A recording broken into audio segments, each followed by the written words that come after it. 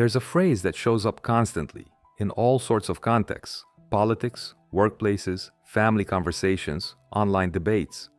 The phrase is some version of "things used to be better." And what's interesting isn't whether it's true. Sometimes it is, sometimes it isn't. And that's almost beside the point. What's interesting is how rarely that phrase gets followed up with "better for whom, exactly, and according to what measure." Because the moment you ask that question, the phrase starts to look a lot less like a memory and a lot more like an argument, one that's already done most of its persuading before anyone even noticed an argument was being made. I'm Andre Barburas, and this is The Unlearning Project, a podcast from barburas.com, where every couple of weeks we take one assumption that usually goes unexamined and we crack it open. Today's assumption is about nostalgia, specifically the idea that nostalgia is just a feeling, a warm, harmless, slightly wistful emotion about the past. It's not just that. Nostalgia is also one of the most effective tools available for shaping what people are willing to accept, support, or give up right now. And it works precisely because it doesn't feel like an argument at all.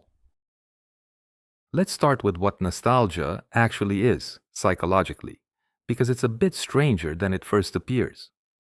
Nostalgia isn't memory. That's the first thing worth separating out. Memory, even imperfect memory, is at least an attempt to represent something that happened. Nostalgia is something else. It's an emotional relationship to a version of the past, and that version is selectively constructed, almost always unconsciously, to serve a present emotional need. Research on nostalgia consistently finds that it's not random which memories get this treatment. Nostalgic memories tend to be the comforting ones, the simplified ones, the ones with the rough edges sanded off. Nostalgia doesn't usually retrieve a full, complicated past.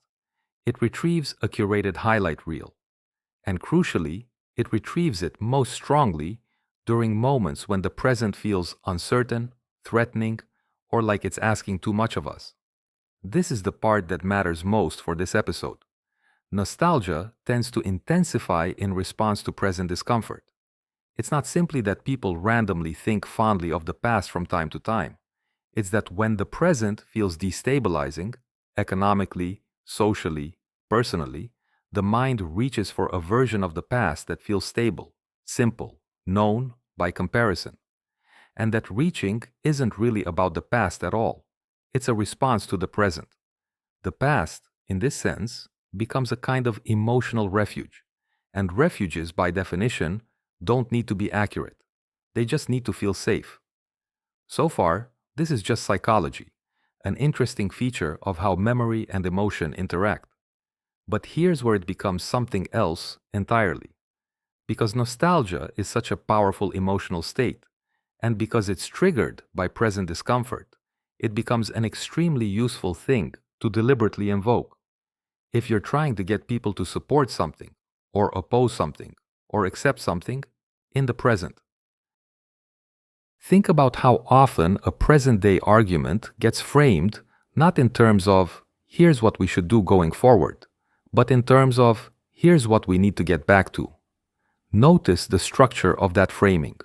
It doesn't require defending the proposed action on its own merits, what it does, what it costs, who it affects. Instead, it borrows the emotional weight of an imagined past and attaches that weight to whatever's being proposed now. The argument becomes, this isn't really a new idea you need to evaluate. It's a restoration of something that was taken from you. And restoration arguments are much harder to argue against, because disagreeing with them doesn't just mean disagreeing with a policy or a decision. It means seeming to defend the thing that supposedly took the good version away. This is, I think, one of the most important things to understand about nostalgia as a tool. It doesn't just make the past look better. It makes the present look like a deviation, a wrong turn, a decline, something that needs correcting rather than something that simply is, with its own trade-offs, its own complexity, its own mixture of better in some ways and worse in others compared to before. Let's bring in Frantz Fanon here, because his work, though written in a very different context around colonialism and the psychology of liberation, touched on something that applies remarkably well to this dynamic. Fanon wrote about how appeals to a glorified pre-colonial past could themselves become a kind of trap, a way of orienting entirely toward a reconstructed history rather than engaging with the actual, present, complicated reality that needed to be dealt with. The danger he identified wasn't that the past didn't matter. It was that an idealized past could become a substitute for confronting the present, a place to retreat to, rather than a foundation to build from. That same structure shows up in much smaller, more everyday contexts too. And this is where I think it becomes genuinely useful to notice, because it's not just something that happens in politics or history. It happens in organizations. It happens in families. It happens in how people think about their own lives. Think about how often "we used to be more like a family here" gets said inside companies, usually by people who've been there a long time, usually in response to some present-day complaint about culture or pace or how decisions get made.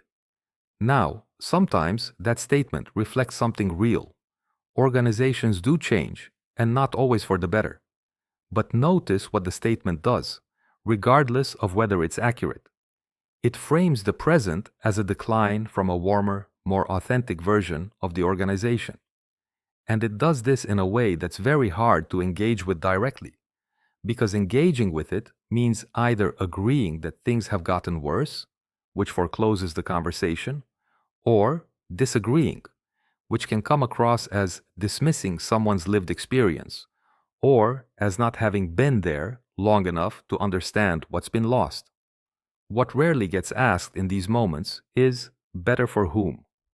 "We used to be more like a family" can be a genuinely felt sentiment from someone who experienced the organization at an earlier stage as warmer and more connected.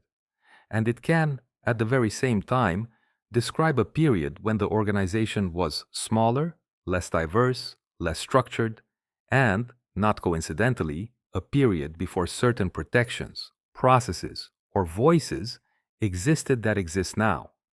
The nostalgic version of family often quietly excludes the people for whom that earlier period wasn't particularly warm at all.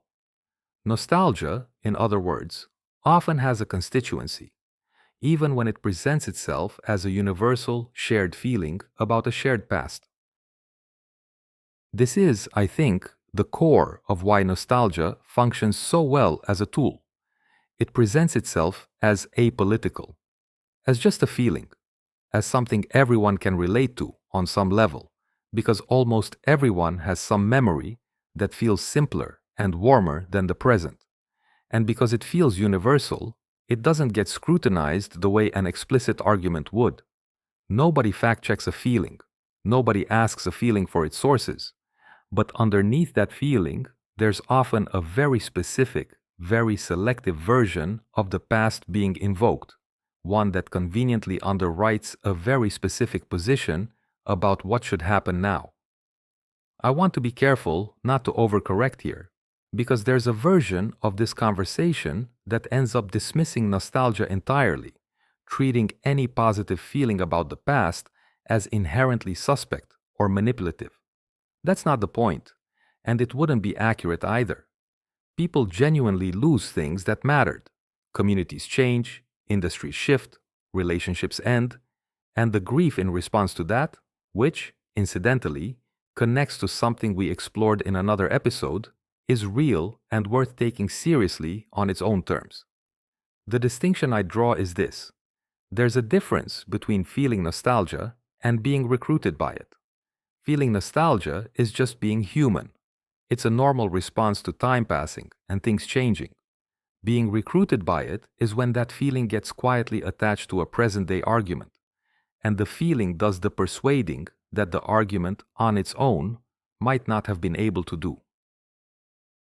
So here's what I think is actually useful, practically. The next time you notice an argument, in the news, at work, in a conversation with family, that leans heavily on some version of "things used to be better," we need to get back to that Try a small exercise. Separate the feeling from the claim. Let the feeling be what it is. Maybe it's genuine, maybe it's pointing at something real that was lost. But then look at the claim sitting underneath it, on its own, stripped of the emotional framing. Does it hold up just as an idea, evaluated on what it would actually mean now for the people affected by it now? Sometimes it will. Sometimes the nostalgia and the argument genuinely align. But sometimes, once you separate them, you'll find the argument was doing very little work on its own, and the feeling was doing almost all of it. Here's the question I want to leave you with. Think of something you've heard recently, from a leader, a friend, a piece of media, that was framed around getting back to something, and ask who would actually benefit if that happened. Not who says they would, who actually would. And is that the same group of people the nostalgic version of the past was built around in the first place? That's it for this episode of the Unlearning Project. We'll be back in 2 weeks with another one. Until then, hold your warmest memories a little more loosely, and your present a little less defensively.